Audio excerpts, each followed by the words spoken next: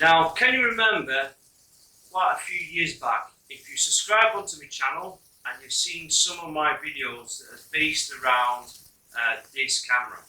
Now, this is probably looking about 4, maybe 5 years ago since I did a product review on the ZWO ASI 120 MCS. I've done 2 videos based around this awesome little planetary camera. This is the most budget style camera you can buy at the moment. It has been tested 100%. It is a basic planetary camera, but by God, what an amazing budget level planetary camera for the money. If anyone who was just starting out astronomy and who would like to take pictures, the first step is always go for lunar and planetary imaging. And the first step is get yourself a dedicated planetary web camera. This has reliable electronics. This camera I've had over the years has never missed a beat. I have done videos on this camera for quite some time, and to be honest with you, such an amazing camera, and the capabilities you can do with this little setup is absolutely amazing. Apart from the high frames per rate it offers, especially if you get the USB free, you get some amazing images of planets and the moon and the sun as well. This camera is so easily adaptable as an auto guider. Even though it's colour camera, it is very sensitive for a budget level ZWO camera. For how much you price you pay for them, this is such an awesome buy, and I highly recommend anyone to purchase this ZWO camera. The ASI 120, over the years I made a cooling modification, and which you place a Peltier cooler module that I made, and it's so easily adaptable. At the back of this camera, you can cool this camera down effectively to minimize as much of the hot pixels in your images. It reduces that noise, gives a much cleaner image, particularly if you're taking long exposure images. And this camera can do it. I have successfully imaged deep sky objects of galaxies and nebula with this little tiny ZWO camera. Okay, pushing up to about 5 minutes, maybe 10 minutes exposure time will introduce more noise in the image, but this is where you have to take dark frames to combat. When you stack them together using Deep Sky Stacker, you combine your dark frames into your images and it will help to cancel out some of the noise. However, when you image with this camera with no cooling, what you'll find that even you're doing long exposure for that long period of time, that noise buildup does affect the image and you can't see very well on screen on what you're capturing. And that's why with this cooling mod that I designed many years ago has helped a lot of people. I've done the mod with a lot of success and they've been capturing a lot of images. And again, if you've not seen that video, please check out the video at the top that I actually done the cooling mod for the ZWO ASI 120. However, I've had a lot of comments now, which is quite concerning. I've had a few viewers that are asking me that the modification that I did in that video many years ago was very complicated to do. Okay, there was a few people saying you shouldn't have put the resistor in there, there was no point of that. I do take those comments into consideration and I do value and answer as much comments as I can. So please guys and girls, I know it's a long video, but that was one of my earlier videos and I'll totally agree. I shouldn't have put the resistor in place, which was absolutely a waste of time. Considering you're using a large row of amps, there was no need for a resistor. However, I've had a lot of viewers that saying that the modification is a bit too much for them. And I totally agree with you guys and girls. Not everyone or electronic or mechanically minded or you have limited tools, for example, you can't do this yourself. So I thought myself, well, okay, so I've done my research and it's took me a considerable amount of time to figure this out. However, I have come with an alternative. So obviously I've been scrolling around a lot of the internet and I've been going absolutely everywhere. I have found a new hack that will probably help you guys and girls massively. Alright? This hack is going to help you guys and girls. So if you're interested, before we start this video, please hit a like button onto this video. Again, if you like what you see, please subscribe onto the channel to MP Astro. By subscribing onto the channel, you can also share this video out, because again, this hack might help many others who are considering doing a cooler modification for this camera. Now, with this hack, I'm going to show you, it's going to be easy to set up. So again, please share the video out, because it's going to help a lot of people who have limited knowledge, a lot simpler, and it's going to help you guys and girls out. So again, please keep watching. If you're already on my channel, again, please hit the notification bell. Again, YouTube's been playing very strange lately over the past few months. If you've not been notified of any videos, please unclick the notification bell and then re-tick the bell again, so that hopefully you won't miss out on the next videos coming out very, very soon. So, if you're interested on this new cooling hack, please keep watching my video and let's do this. So, to do this hack, what we have is we've got the ZWO, and as you notice, that's what I like about these ZWO cameras, is you've got these M4 metric threads. Now, this gives you the space to add an additional cooler on there, and I really do appreciate what ZWO do. They give you the option. Now, the secret to this camera, and I'm sure it's the same for other cameras, is in the middle, right, it's all aluminium cased, and in this middle you've got a 1/4 inch thread. Now in that inch quarter thread there is like an aluminium that steps all the way down to the back of the camera sensor. So this is where it all becomes apparent. Like all you can do with the cooling is you cool down firmly on the outside casing. So it doesn't matter about condensation. This camera is pretty well sealed. Okay, so you don't need to worry about condensation. You only need a limited amount of cooling. You don't want to cool it to an extreme temperature, but just enough just to minimize some of the noise. So yeah, you will get condensation, but the whole idea is to give you the cooling effect onto the camera. So that's what I like about these cameras. Right, it gives you the ability to do additional cooling. Right, you can stick a fan on there, or you can stick a Peltier cooling on there, not a problem. So, and where this casing is designed, it will eventually cool down the electronics inside this camera, and I'm going to utilize this alternative. What I have here is a cheap USB powered, and I mean it's literally very cheap, and it's got a Peltier cooling fridge. This is powered by a small 5 volts USB with an on-off switch. That's all it is.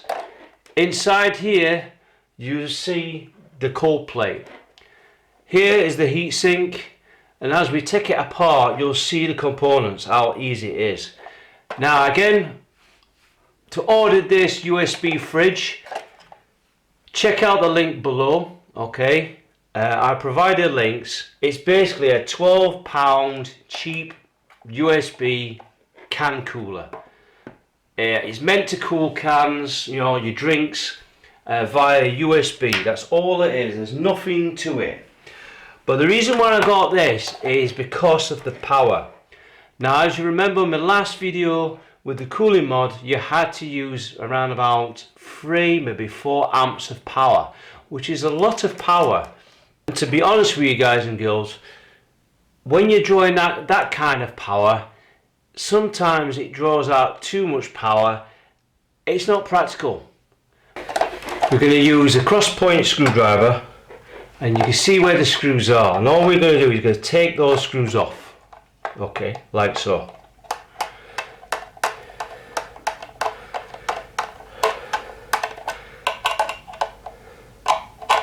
Again, take the second screw off.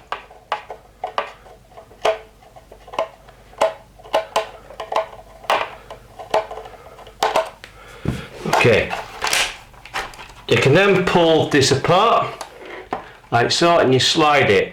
Be careful when you slide it out. Right, take out the screws. On this side, you just got to thread this wire out. Now you can disconnect this, take this apart. Alright, it has 2 Phillips screwdrivers behind there. Take it apart and disconnect this switch line.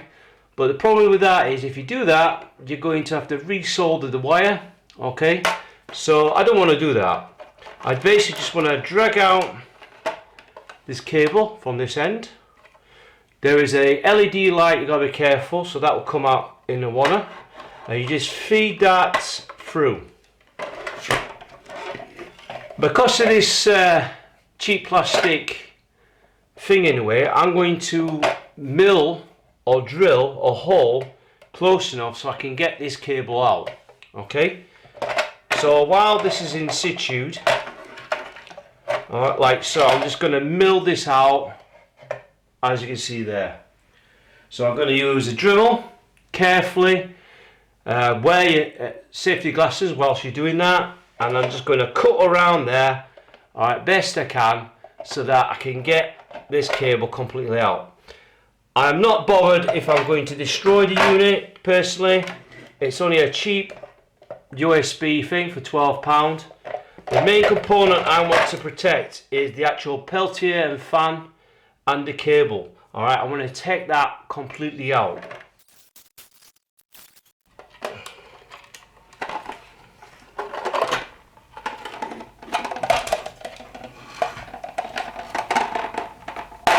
Okay, so now I've took that off. Now you can see here I'm going to have to cut a bigger hole. I haven't damaged the cable, which is good, but I need to make that hole bigger. So again, trash it. This is the fun part. So feed it out, as you can see, and then the whole cable should come out in a wanna. So as you can see here, we have got the Peltier cooling system in a one complete unit. So you've got the fan, you've got the heat sink. Inside this seal will be the Peltier element itself, and there is a plate. That's basically all the electronics are already soldered together like so. So there's no messing about. Basically it's a complete solid unit. Now as you can see here, what I've done, these wires are very thin, so I've just sellotaped the cabling, particularly the power cable and the LED light together so they don't come apart. These wires are very thin, so if it does come apart, whatever reason, remember that the cable has a positive red and a negative black cable on this USB. As you can see here, the cable in here, see this point here, this is where you put your black cable between those, and on this part here you put your red cable on there. And as you can see, one of my cables broke off, so I've resoldered that part there. Okay, so the red cable came off, but resoldered back on. But usually if you're careful, these shouldn't come apart, but because I've been hand-fisted and rushing in, this is what happens. So if it does come apart, resolder back onto the circuit like so. So it's quite easy.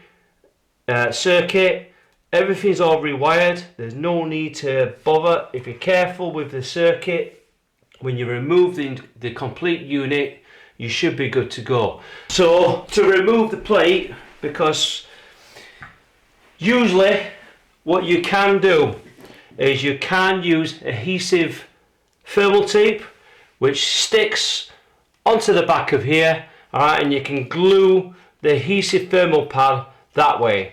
But personally, I don't like it, because what that does is, yeah, it gives you a fixture, an easy fix, but it might come away. Personally, I rather bolt it at the back of the ZWO camera.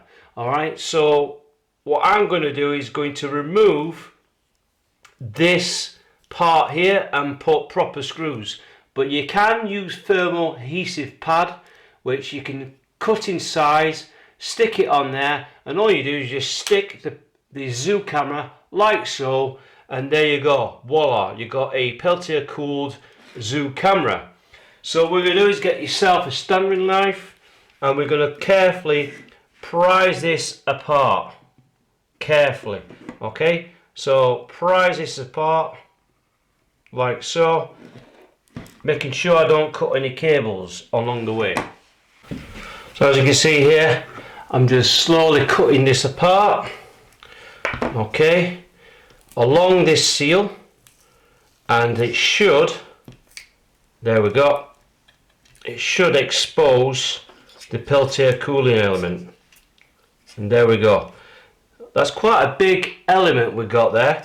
So as you can see there, we need to try and carefully prise this apart like so, and there we go, we've got the Peltier cooling. We can just pull this apart. Remember which side is the cold side. So what I will do is flip this back on its side. You may want to put a marking on there if you wish, alright, but I know that this is the cold side, okay? But remember which side it goes. So we'll put that to one side. So you want to clean this up with a rag, use some alcohol cleaner just to clean up all that paste if you wish, alright, and we move to the next step. Then after you clean the back of the plate, okay, like so, alright, just rub it down, clean it up as best you can. And on this side, what I've done is I've placed me metric M4 screws, okay, and what I've done is, as I lined up the back, I've got the screws fitted on the back like so, and I'm just slowly lining it up, slowly lining up the plate like so, okay. This is very crude, don't get me wrong, it is very crude, but what you're trying to do is you get yourself a pencil and you draw all the way around where the screws pass, okay, and it gives you a rough location where your holes are going to be, okay. As you can see there, alright, draw around all the way around like so, okay, and you can see where the lumps are. There's bits where the screws sort of intrude on the side. It gives you a rough estimation where your screws are going to be. So now I've got roughly where my holes are going to be, alright, using the screws as my guide. Alright, it's not perfect, but as you can see there, I more or less got a rough position where my screws are, and all I'm going to do is going to drill a small hole either way, and then start off with a 1mm drill bit and then work my way to about 4mm. So after you have marked your plate and drilled the holes, your plate should look like this. Now as you can see here, it is a messy job, I'm afraid, but my hand has not too great at the moment, but I've managed to just drill the holes and countersunk these holes as well, and I managed to just screw in the M6 screws, which they're 6mm long, and the whole idea is to try and get these screws not protruding but flat along this plate. Now, as you can if you take a closer look, you can see that the screws are slightly intruding, so I need to like countersunk a little bit more on these screws. But the whole idea is to get these screws not protruding, and also the main important part is making sure that your plate is flat to the base of the camera. Okay, very important. But as you can see here, you can see where I'm coming from now, right? It's a bit of a messy job, but I managed to get the screws in line, because this is really quite tricky, like. But be careful with the drill bit, because obviously aluminium's a bit tricky to drill sometimes, and it's not always, you've got to be careful when the drill bit grabs the material. So be careful, make sure you use your correct PPE whilst you're drilling aluminium, but it's looking okay. Alright, not the best I've done round, but the whole idea is I want to get the screws as flat to the plate and also flat to the base of the ZWO camera, right? That's very important. So I'm going to take this plate off, right, because I just need to sort out a little bit more countersinking and I should be good to go. So the additional modification is this. Now the secret of this camera design is, if you look at this 1/4 thread. Now, as you can see in that 1/4 thread, this is like a casting that goes all the way down to the back of the sensor to obviously keep the circuit board and the sensor in place. All right, so there's like a step down into this camera. So here, what I'd like to show you is, if you've got a 1/4 thread, which is UNC, or the typical bulb size thread, as you can see here, I have got copper threading. Now this copper is what I've cut using a die, and I've cut this bar, this 6mm bar. Well, it's actually 6.3, but I had to file it down to a little bit off to get the die to cut this threaded bar. But I think it's the purest copper I can find. Right, but you can use aluminium threading if you wish, but I'm going to use copper. Copper is a very conductive metal for any thermal expansion, electric, you name it. But copper is very good at transferring heat. So all that cold heat is what I need. And to do this, I've cut a big long bar, right, using a 1/4 UNC die set. And as I cut the thread, I can now screw in at the base of that camera, like so. Now what I can do is, with this nut, I've got this 1/4 nut UNC, I can screw all the way down, right, so to the base of that body there.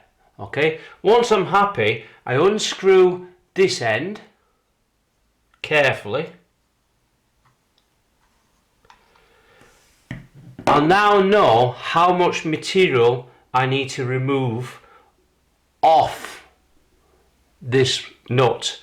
Okay, or if you don't want to use that, what you can do is remove that, screw this camera back in there, and then put the copper bar in there, screw it in there like so, and then what you can do is get a marker, mark out the line. Once you've marked out the line, you then remove it, and then once you're happy, you can then cut off the piece you want. Alright, and what that does is you'll create a little stud like this. So I've got this copper stud here, and now with this stud I can screw into the back of this camera. Now I put a slight groove so that you can use a small screwdriver to screw this in, right? It's a little tiny slot, okay? So you can use thermal paste for the thread, so you can put a bit of thermal paste like so. You don't need to do this, but you can if you wish. So squeeze a bit of thermal paste. Alright, what's this thermal paste going to do is just going to give a bit more conductivity and heat transference to the back of the camera. Once you're happy, you then screw the copper stud like so. Your copper stud, you're then going to screw using a flat point and screw down the copper stud. As you can see there, you've now got the stud in place like so.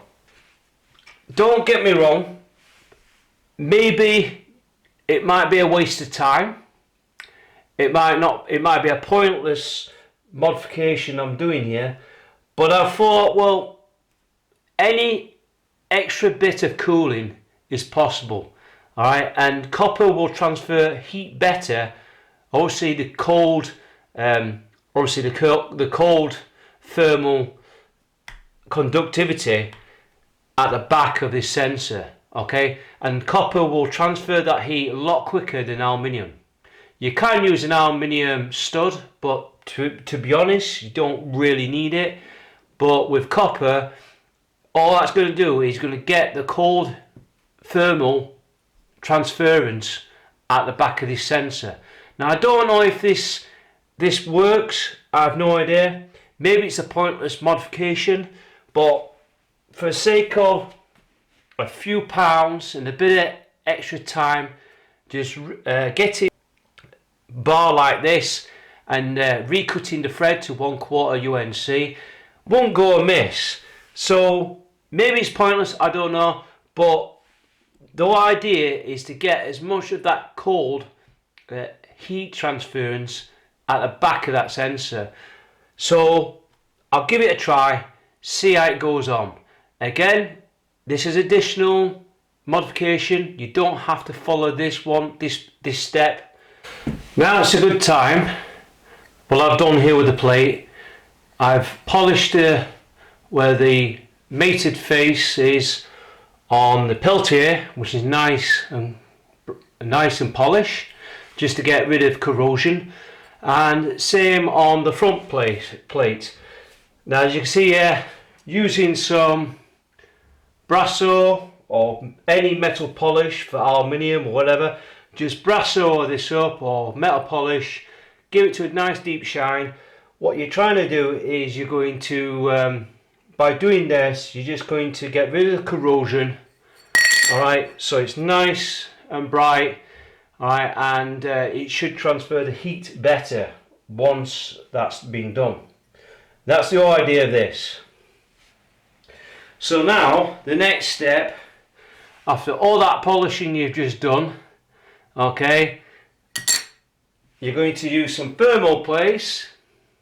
And I know it sounds pretty stupid, but we're using thermal paste. You can use pads if you wish, but I like this paste because this will help, you know, I can always clean it up later. And all I do is put a blodge of that and I'm just going to smear it at the back of this ZWO camera. Okay, every nook and cranny. Okay, so you've got a nice even layer of thermal paste just there. Okay, so now after doing that, now place the plate at the back of the camera, line up the holes like so, and then we're going to apply the screws in place.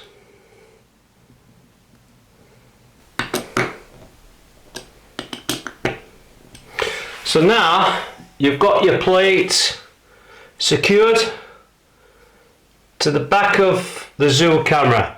Alright, if you've got an excessive thermal paste, you can just wipe off the edges like so, okay, with a cloth. So you just use the cloth like so, and you just wipe off the edges.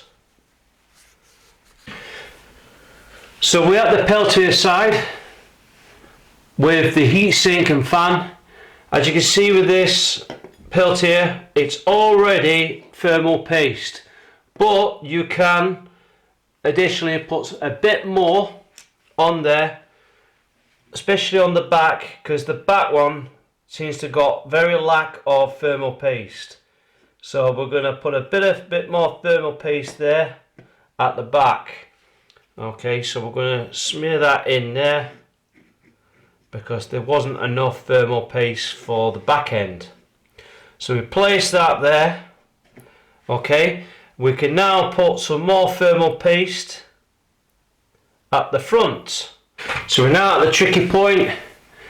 Because this is adhesive in this foam, we're going to use some super glue, and then with this super glue, use the gel type super glue, okay, and just smear some super glue all the way around like so along the foam seal like so. Then get the bottom plate of the ZWO camera, and you're going to flip it round. Remember which way it went. So as you can see here, the two lines there is where the cables were. So then what you're going to do is you're going to flip it round like so and apply pressure to the ZWO camera. You hold it for 30 seconds because this is a quick bonding Loctite glue. Okay, so apply firm pressure for 30 seconds like so to just bond everything together.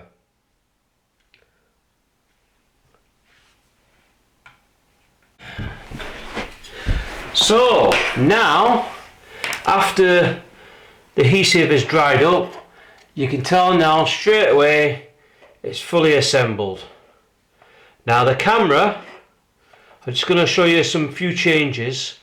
Now at the moment I've kept the light, which is there, okay. The light is on the corner part.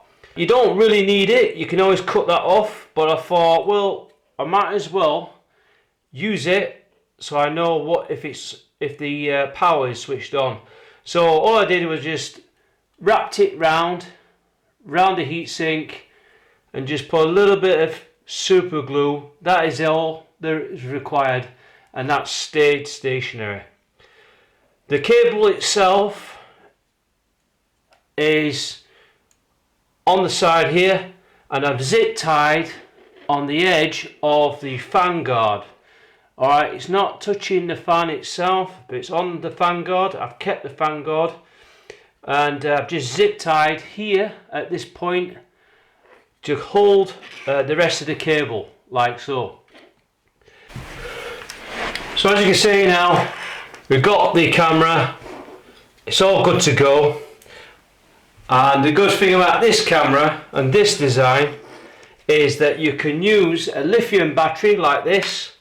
This lithium battery is a portable one that can power up to 5 volts at 2.1 amps. Okay, so this battery is a 15,000 milliamps per hour. So if I put 5 volts there. Okay, it just connects the USB onto the lithium battery. Switch on the battery, then I switch on the switch, and as you can see, the cooling is activated. You'll see the fan rotating round. Alright, I'll switch it back on. I'll show you now with it. So I'll show you the control. Switch on the control after you switched on the battery, and as you can see, you can hear the fan moving, and you can also see the yellow, well, you can see the green light here. So at the moment now, the cooling is now activated, and already I'm starting to feel it getting cold already, which is a very good sign. It's a lot better than the original design that I made, because the original design had a very small heatsink. This one's got a much bigger heatsink, which means it'll dissipate the heat quicker, and when it does that, it also means that the camera body can get much colder. Now, the good thing about this design is I'm using very low amps per hour, probably 1 amp, maybe 2 amps at the most, using 5 volts of power. Of ample cooling. It's not going to be as effective as a dedicated Peltier run Astro camera, but the whole idea is, at least if I can get it below 7 degrees, right, you can really tell the difference between the noise level. So already I can't hold this camera for long because it's actually getting quite cold, which means once that camera body is getting colder, it means that you're going to get the sensor to eliminate as much of that noise. We're going to connect the camera like so, and we're going to activate shark cap. So at the camera, we're going to test the cooling. The power is disconnected on there, like so. We're going to test the camera.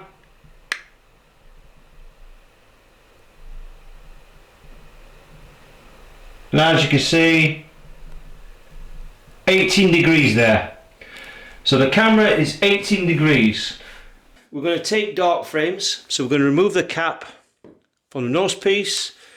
We're going to use a 2-inch adapter, and we're going to put a cap over there. We're then going to attach it onto the camera, and there we go. We're now going to take dark frames with this setup. The reasons why I'm taking dark frames is to show you the noise pattern. So we're almost taking 5 minutes exposure.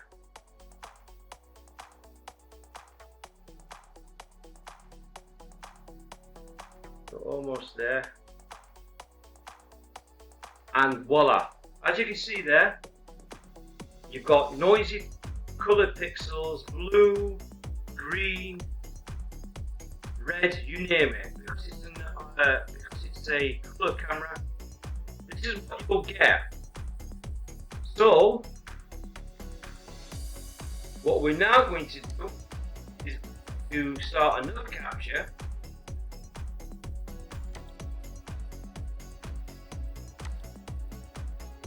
Set the camera. Now, one thing I found about the ZWO camera, anything past 10 minutes exposure time is really pushing the limits of this camera. You get to a point where the noise will be far too much for this camera. It can't cope.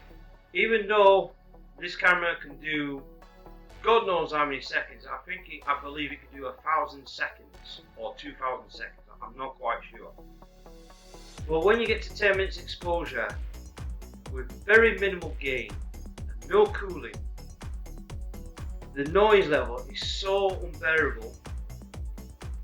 Even with the camera that's heated up to 19 degrees and we're in a warm room as well, this noise will be just shot. So as you can see, we've got a lot of noise in that image with 5 minutes. So we're going to do a 10 minutes exposure. 10 minutes is literally pushing the camera's limits, to be honest with you. It is designed purely for planetary and lunar work, but when it comes to deep sky objects, this sensor, the ZWO ISI 120 with its Aptina sensor, I think it's the 130 Aptina sensor, it only goes so much and then the noise will be unbearable. Not all ZWO cameras are like this. The more expensive, particularly the 290 or the 224, the noise levels will be a lot less. So again, every ZWO camera will be different on the noise levels. So this is without cooling. We're going to set the camera to 10 minutes exposure and see what we get. So hopefully we're taking the last frame of the 10 minutes uncooled frame. So it's a bit disappointing that I lost that initial frame, but hopefully we've got 20 seconds left, just about. We should get the uncooled picture.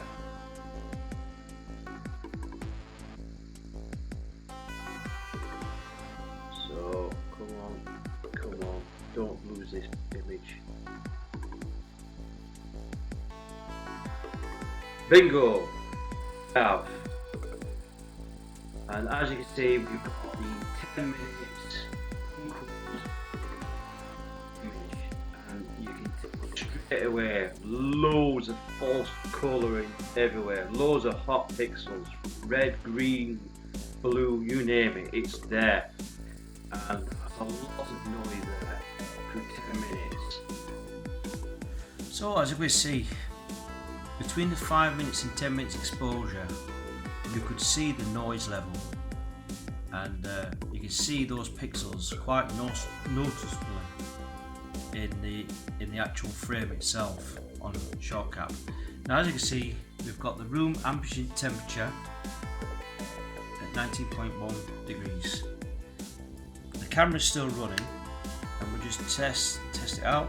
And as you can see, the camera is 19.4, so with the electronics running, it does heat up the camera slightly.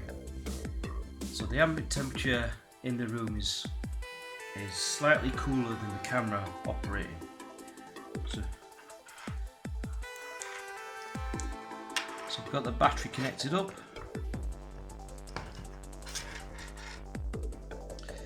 With the battery connected up, we're going to switch on the cooling.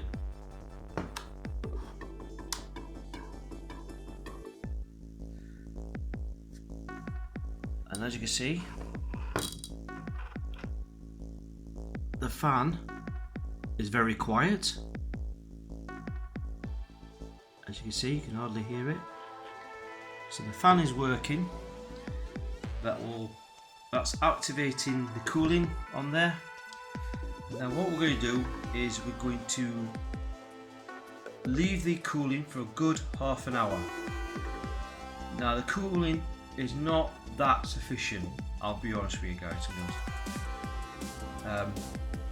As I'm testing it out, you should, before you take any long exposure, you should give the camera the cooling mod to cool down at least half an hour.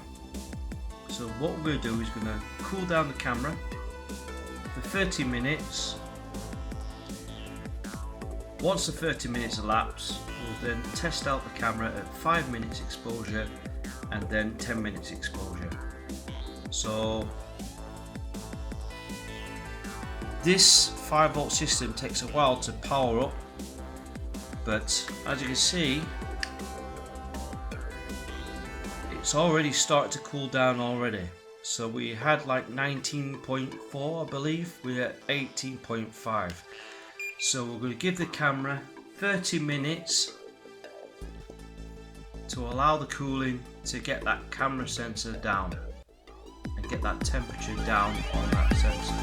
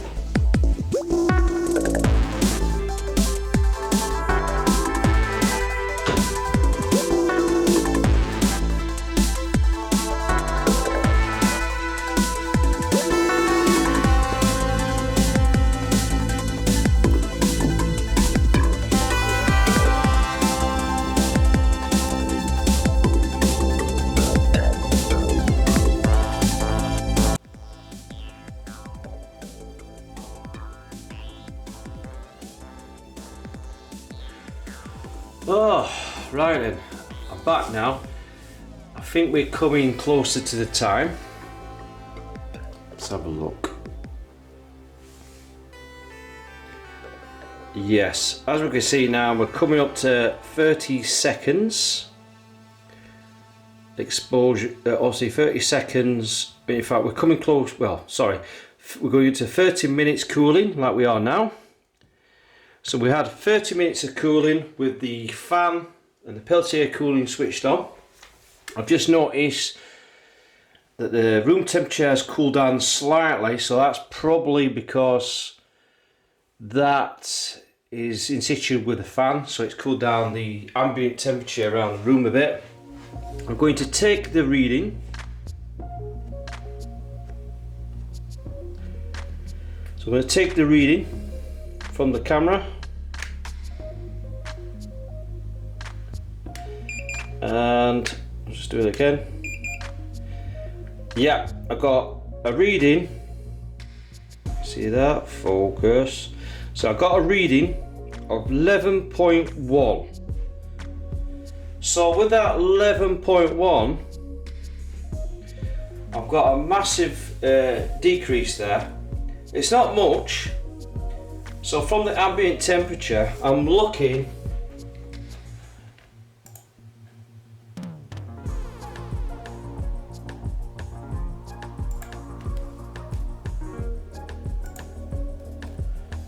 so with that ambient temperature, because I've got 18.6, I minus that with 11.1, I've got a read off of minus 7.5. So 7.5 is the cooling I've got so far, which is not massive figures, it's not bad, but it will improve on the camera's performance. As we can see, we've got some mild condensation. It's not much, however the camera is very ice cold. But as you can see, it's not bad at all. The moisture is not bad. So as long as you've got your eyepiece connected up to the telescope, you should be fine. But I've got some mild condensation. It's not a lot, but it's a lot cooler than the ambient temperature, definitely, without a doubt. So now what we're going to do is we're going to take our captures at 5 minutes and 10 minutes exposure times and see what noise level we will get. And girls, cooling.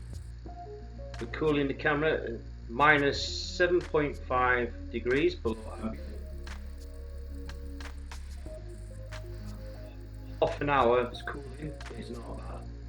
So what we're going to do is we're going to set the camera 300 seconds, 0 gain, and we are going to do another capture.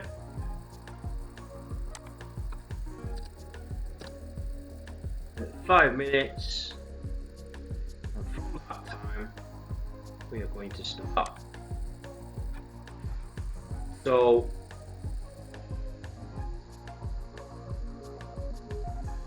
with this camera,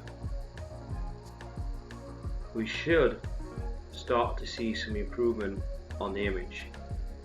So you've got a total dark screen like this, and we'll see what we get.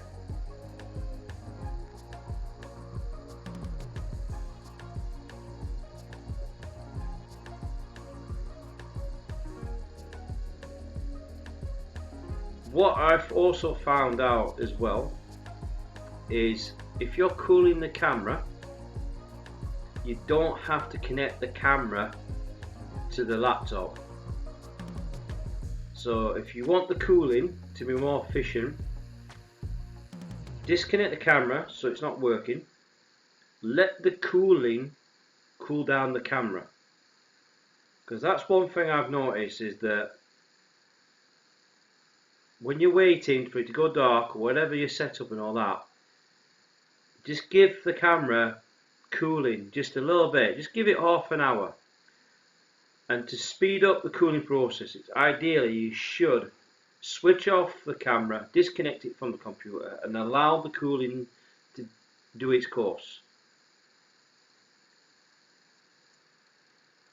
Set the camera for 10 minutes exposure time.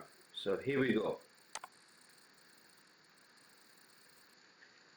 So 600 seconds, flex mode, no gain, and now setting to 10 minutes exposure. The thing is with game, sometimes it's best to lower as much of the gain as possible. However, with a CMOS camera, if you're taking exposures like 2 minutes or less, you can up the gain slightly and you'd be okay with the noise level and stuff like that. So you can tweak the gain a little bit, but not too much. I would say always, if you're going to use shorter exposures, up the gain to about 10% at the most, and then take your 2 minutes exposure time that way. You're not going to get as much noise, but it's always best to lower the gain as much as possible, but that's not to worry. So we're taking that 10 minutes exposure and see what results we get from that. Again, we will compare the results side by side with each other to tell you exactly how it's getting on.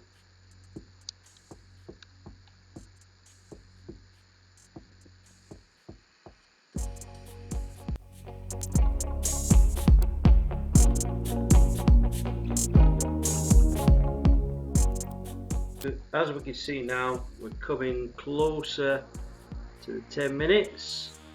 So we've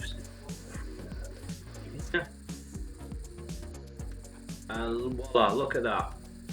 So as you can see here in this picture, we've got a lot more noise there on the 10 minutes, but we can't tell until we compare side by side.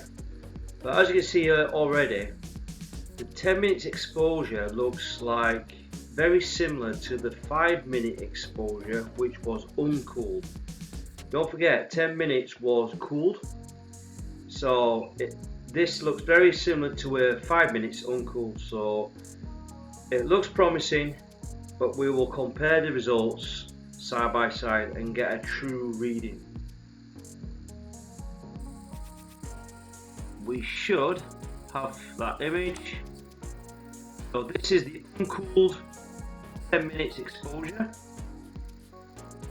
Now we're going to check the cooled from earlier on, and look at that. Now you see a massive difference. So this is the image cooled. This is the image that's had the cooling applied.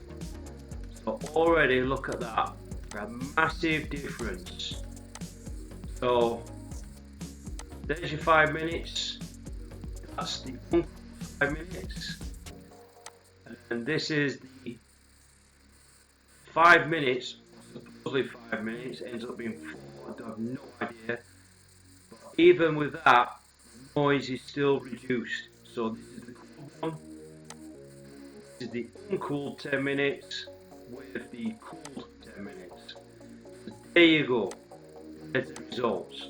So even with 7.5 degrees of cooling, probably peaking out at -10 at the most, the cooling does improve the camera's performance. So there you go, guys and girls. What do you reckon? Yes, we've been running for almost an hour.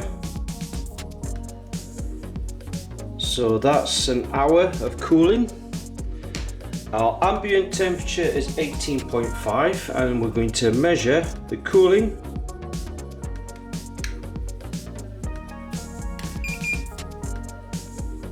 So we got 10.5. So already looking at 10.5, that's really impressive. So we've got 8.5 degrees minus 8.5, which is not bad at all.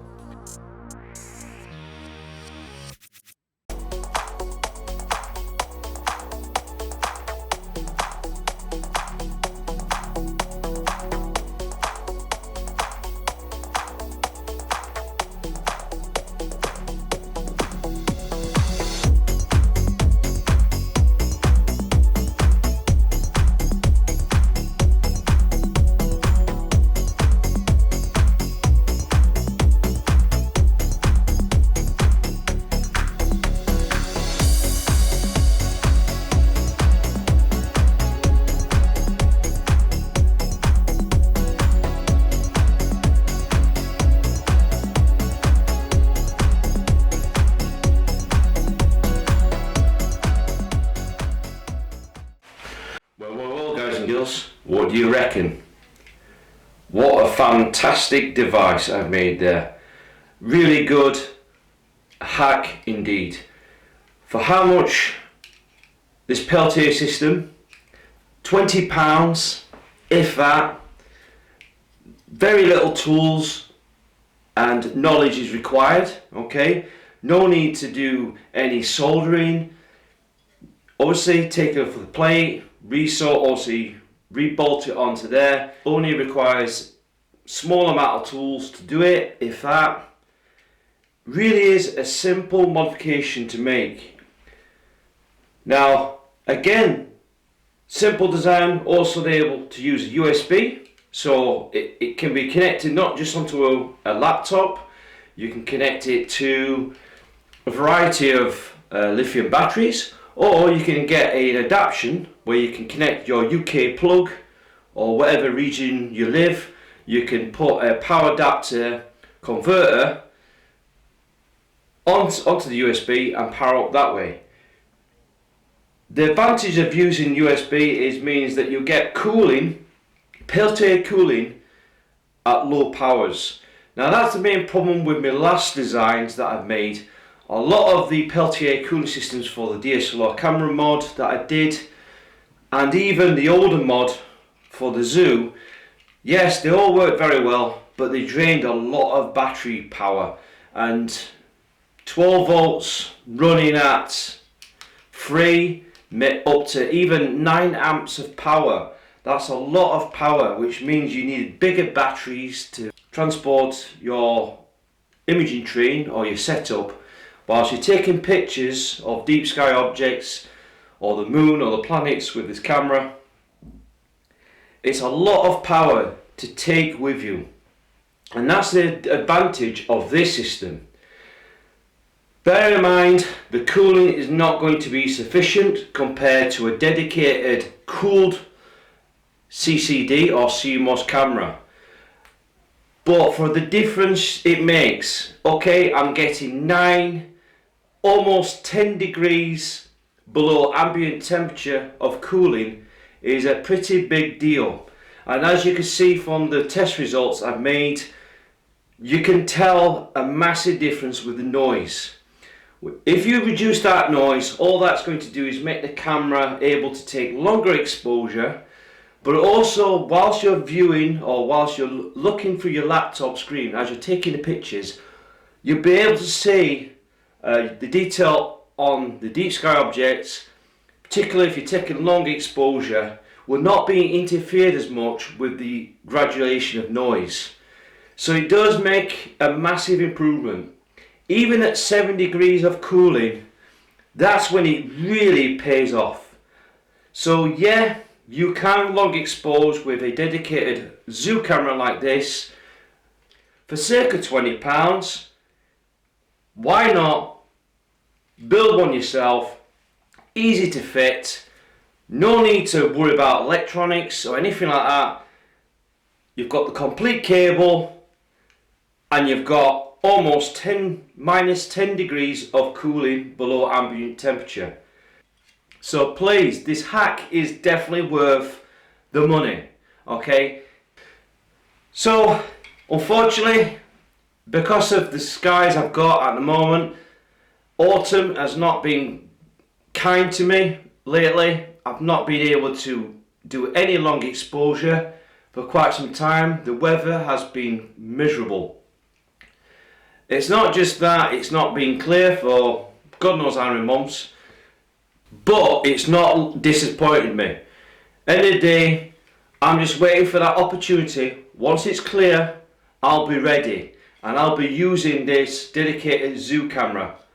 With its budget style cooling system, I'll prove to you guys and girls what this camera can do. But as you can see, please take this advice on board. Please take the results on board, okay? You can really tell the difference with the noise level with this camera. And don't forget, this is in a warm room. Ideally, I would have this outside, so the cooling will be a lot better if it's, obviously, if you're taking pictures outside. So that's when this cooler really does pay off massively. So if you get 5 minutes long exposure or up to 10 minutes long exposure, it's enough, quite a lot of deep sky objects in the night sky with this camera. There are better cameras, there are better planetary cameras out there from ZWO, especially the 224 and the 290. Those cameras are good all-round cameras, a lot more sensitive than the 120. So even the camera, despite this is only for the 120, with the cooling will also aid those cameras as well. So any other ZWO branded cameras will also benefit from this cooling modification. No matter if you use a dedicated astro camera, when you're using the telescope and you're taking pictures outside, you're going to get condensation anyway, regardless with cooling or without cooling. So outside, the camera will face moisture. So I don't know why there's a massive concern with a lot of people saying this is going to introduce condensation. Where this modification is designed, it's only the cold side that's emitting. It's cooling the body of the camera, thus cooling the sensor. That is all there is to this system. If you're seriously concerned, then you can unscrew this part here, exposes the sensor, and you can put from ZWO, you can purchase a ZWO desiccant. I'll provide the links below. A tiny desiccant pad on the circuit board on the side. You can place it inside like so. It's just a pad, and you can just screw the main body back in. All right. And what that pad will do will absorb moisture. But I can't see the reason behind it. All right, these little tablets, these moisture tablets, cost quite a bit of money. They are £20 for a pack of 4. Yes, it will absorb some of the moisture, but I don't think it's necessary. But if you're really concerned about moisture and how the way the cooling is performing, creating that condensation, then okay, the body will ice up. But again, invest in those little pads, place it inside the electrics there, and then screw it back in. But to be honest with you guys and girls, I've never used the discount pads for this camera. The best solution, what I found with this camera, is place it in a container with some discount in there, in a dry room, and let the camera dry out naturally. That is it. That's all you need to do with the ZWO camera. So yes, there'll be a few viewers out there that they don't like the cooling modification, but I guarantee you guys and girls, condensation is everywhere. So when you're astro imaging or you're observing, doesn't matter what you do, there is always going to be condensation in the air, and this camera will get condensation regardless. So I hope this video helps you guys and girls. Please use this video to help you guys and girls out. Please undertake this project. It really is worth that £20. And again, simple to make. It took 10 minutes to do. That is it. But the benefits you get from this little simple cooling system will be amazing. Okay, you'll still need to take dark frames with this camera, I'm afraid. It's the way it is. If the cooling was a lot more sufficient enough, maybe you can take without dark frames. But unfortunately, even with minus 10 degrees of cooling, it's not enough. Ideally, you need to cool the camera a lot further, but that's the way it is with this camera. So with this camera, you still need to take dark frames. By taking dark frames, that will cancel out much more of the noise. So as you take the light frames, take the dark frames, and dark frames is literally, you put the dust cap on the objective lens of your telescope and just take the dark frames. That is all you need to do, providing using the same exposure, you don't touch the focus on your telescope, and you keep the settings the same. Taking a few dark frames does not go amiss, and that's all you need to do. But again, please, if you like this video, please hit the like button. And again, if you're not subscribed onto my channel, please hit the subscribe button, and also hit the bell. By hitting the bell will keep you notified for any latest videos and projects that I'll be pushing out very, very soon. And also with this as well, please share this video out. Again, this little simple hack is going to help a lot of people on a limited budget. But please, a simple hack like that goes a long way with this camera, and you can really tell the difference with your astro images. When you get a nice cleaner image, once it's stacked, you can see how sharp, how crisp, how clean the images are when you stack the images in Deep Sky Stacker. Really is a benefit, and also it's even more of a benefit when you're taking pictures of the planets and lunar. You'll find that with the cooling, it also makes the images slightly sharper on in those astro images. I don't know why, but it does.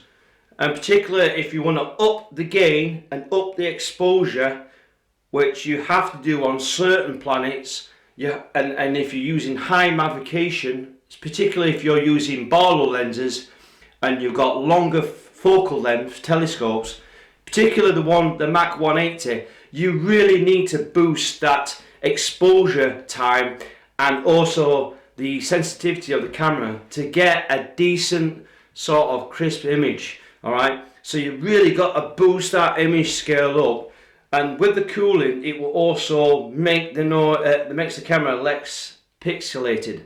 So it does benefit for lunar and planetary imaging as well. But having said this, please use this video as a guide.